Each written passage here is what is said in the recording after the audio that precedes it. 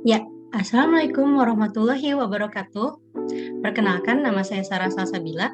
Saya merupakan mahasiswi Pascasarjana Universitas Perbanas dengan nomor NIM 212600040. Melalui video ini, saya akan mencoba menjawab beberapa pertanyaan dari ujian akhir semester perilaku organisasi dan pengambilan keputusan mengenai 3M Corporation. Sebelumnya, saya ingin mengucapkan terima kasih sebanyak-banyaknya atas bimbingannya kepada dosen kami, yaitu Ibu Utami Prasajaningsih, Dr. MPSI. Langsung saja saya akan menjawab ke pertanyaan pertama. Pertanyaan pertama, perusahaan 3M Incorporation hingga kini masih eksis dengan varian produk dan layanan yang mengglobal. Faktor apa yang paling dominan dimiliki ketika mempelajari konsep dan teori organisasi pembelajar? Sebelumnya, saya akan menjelaskan tentang apa itu organisasi pembelajar. Organisasi pembelajar ialah sekelompok orang yang secara terus-menerus memperluas kemampuannya untuk menciptakan hasil yang benar-benar mereka harapkan, di mana gambaran berpikir baru dan luas dipupuk, aspirasi kolektif disepakati secara bebas, dan terus-menerus belajar bersama. 3M Corporation sebagai salah satu perusahaan dengan teknologi dan sains terdepan di dunia, 3M telah melalui perjalanan panjang hingga 1 abad sukses bertahan. Pertama kali berdiri pada tahun 1902 oleh 5 orang dengan nama Minnesota Mining and Manufacturing yang kemudian lebih mudah dikenal sebagai 3M. Konsep pembelajaran pada perusahaan 3M ini bermula dari kelima founder 3M yang memiliki jiwa pantang menyerah terhadap tujuan mereka yang disebut sebagai simple goal, yaitu menambang korundum sebagai mineral ideal untuk pembuat kertas amplas dan roda gerinda atau grinding wheels. Sebagai informasi, korundum merupakan kristal aluminium oksida dan merupakan salah satu mineral pembentuk batuan. Alih-alih mendapatkan korundum sebagaimana yang diharapkan, mereka justru mendapatkan mineral lain dengan kualitas lebih rendah bernama anorthosite.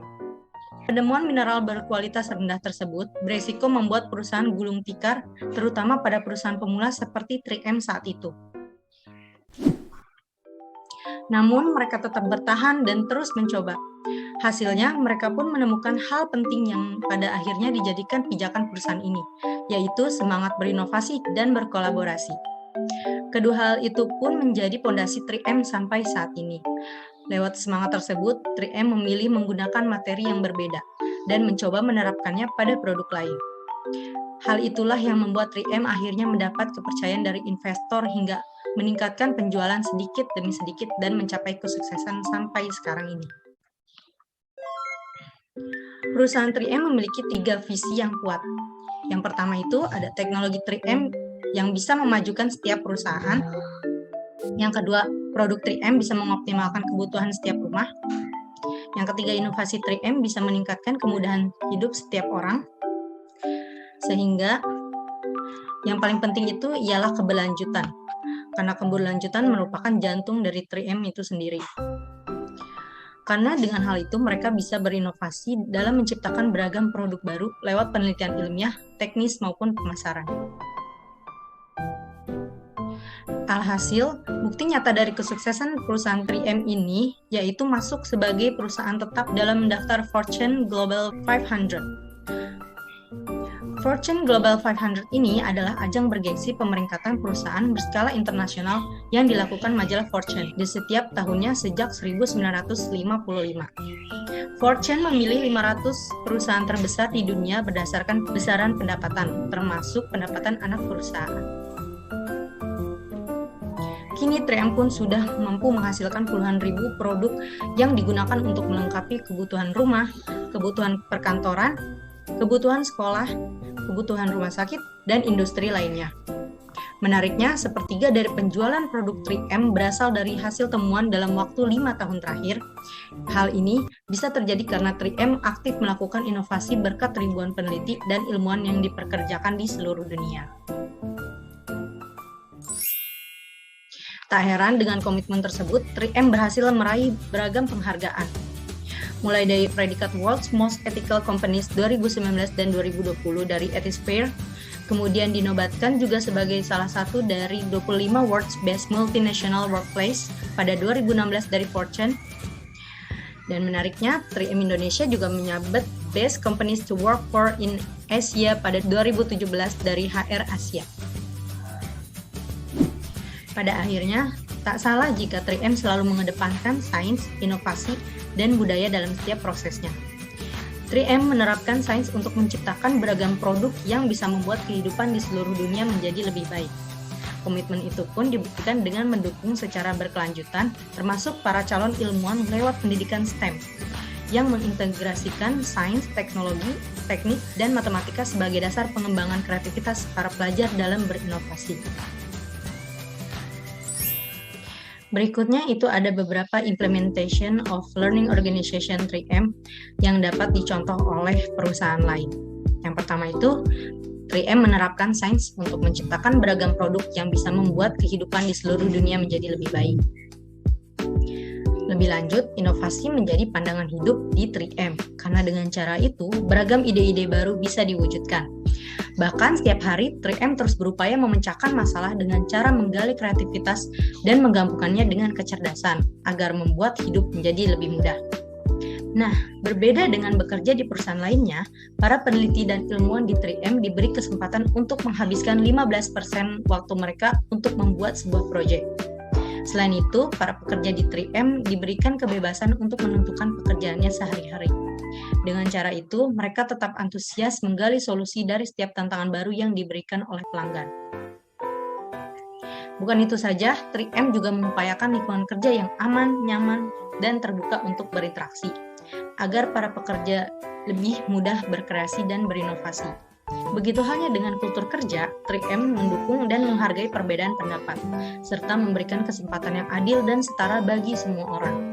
Sebab dengan cara tersebut bisa terus mendorong kolaborasi, kreativitas, dan inovasi di 3M dalam jangka panjang. Tidak lupa, 3M juga selalu melibatkan komunitas dalam menjalankan setiap visi perusahaan. Misalnya, lewat 3M Gives yang fokus pada kepentingan sosial dan bekerja sama dengan 3M Foundation, mengajak para pegawai dan komunitas 3M untuk mendukung dunia yang lebih adil dan berkelanjutan.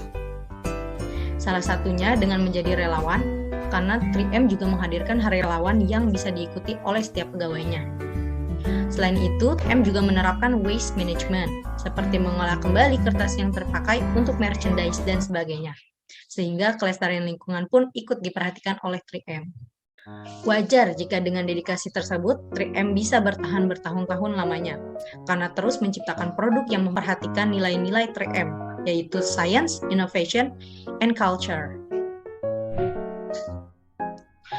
Lanjut, pertanyaan kedua itu, setujukah bahwa keselarasan strategi, culture, dan people itu merupakan kesuksesan organisasi?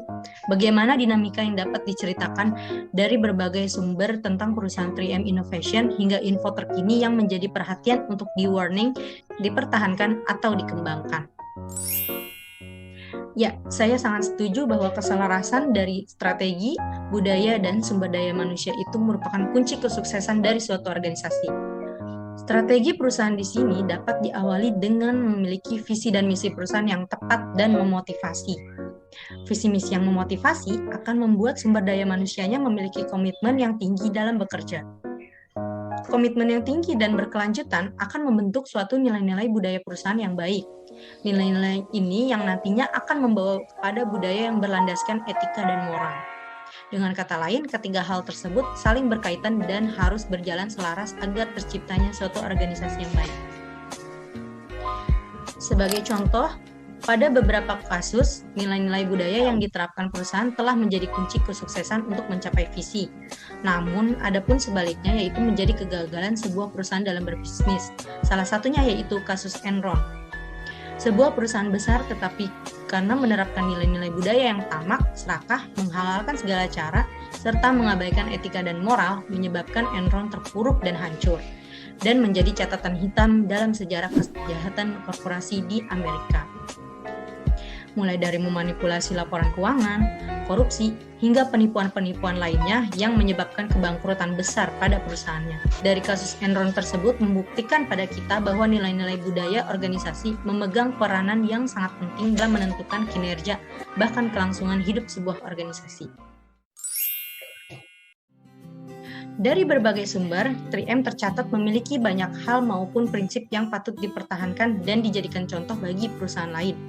Hal tersebut dibuktikan dengan penerapan prinsip perusahaannya yang telah mengutamakan nilai-nilai budaya yang baik dan memotivasi, seperti yang pertama, 3M memberikan pelatihan kewirausahaan secara langsung kepada karyawannya. 3M tidak hanya mempekerjakan pekerjanya, namun juga memberikan bekal pengetahuan untuk pekerjanya. Yang kedua, 3M memberikan kesempatan bagi karyawannya untuk mengejar proyek individu mereka, di mana 3M memberi kesempatan pada karyawannya untuk mengembangkan dirinya. Yang ketiga, 3M memberi kebebasan bagi karyawan untuk menentukan pekerjaan sehari-hari. 3M memberi kepercayaan kepada karyawannya dalam menangani proyeknya sendiri. Dengan begitu, karyawan yang diberi kepercayaan akan merasa nyaman dan leluasa untuk mengembangkan potensi dan passion-nya dalam pekerjaannya. Yang keempat, 3M memberikan toleransi terhadap kegagalan produk dan bahkan menganggap jika kegagalan dapat berubah menjadi keberhasilan. Hal ini merupakan hal yang jarang diimplementasikan di suatu perusahaan. 3M telah berhasil memberikan contoh bagaimana cara melihat tantangan dan kemunduran dengan positif. 3M memiliki growth mindset yang akan terus membawa dampak positif bagi perusahaannya jika mindset seperti ini terus dipertahankan. Yang kelima, 3M mengupayakan lingkungan kerja yang aman, nyaman, dan terbuka untuk berinteraksi.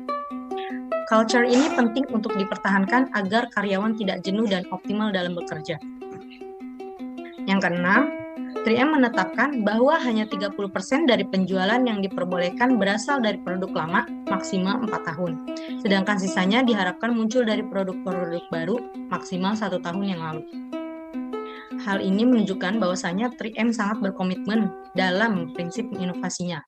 Inovasi sangat penting dilakukan agar terciptanya produk yang selalu menyesuaikan kebutuhan konsumen dengan seiringnya perkembangan zaman. Hal tersebut sangat penting dilakukan oleh perusahaan karena perusahaan pesaing akan semakin banyak dengan produknya yang semakin inovatif pula. Dan yang terakhir, 3M memberikan reward terhadap kesuksesan produk.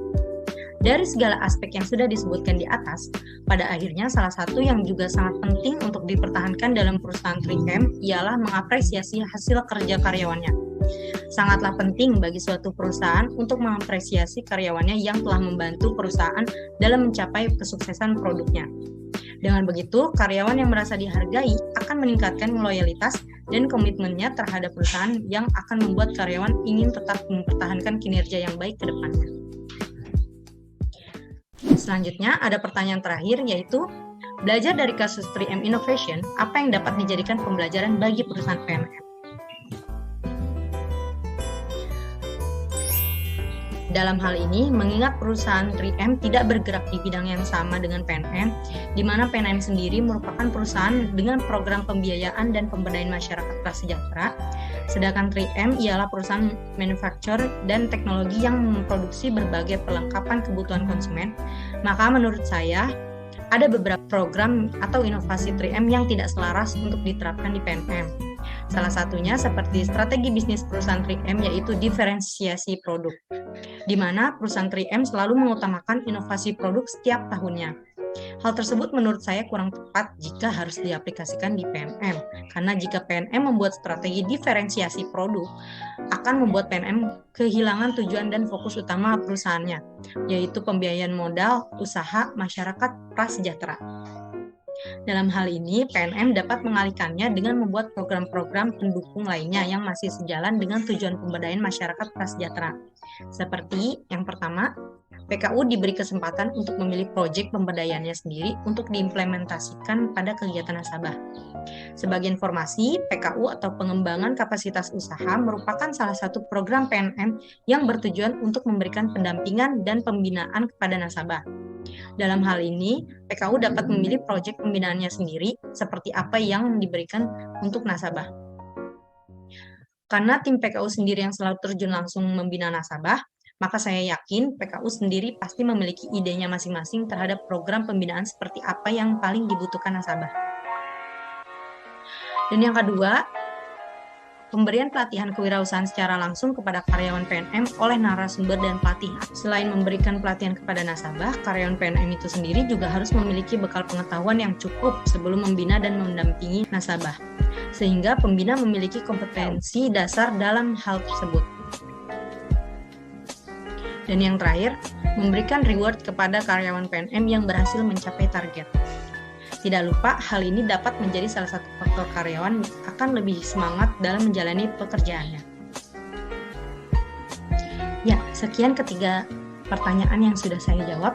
Semoga ketiga pertanyaan tersebut sudah saya jawab cukup memuaskan. Sekali lagi, untuk kekurangan dari jawabannya, saya mohon maaf.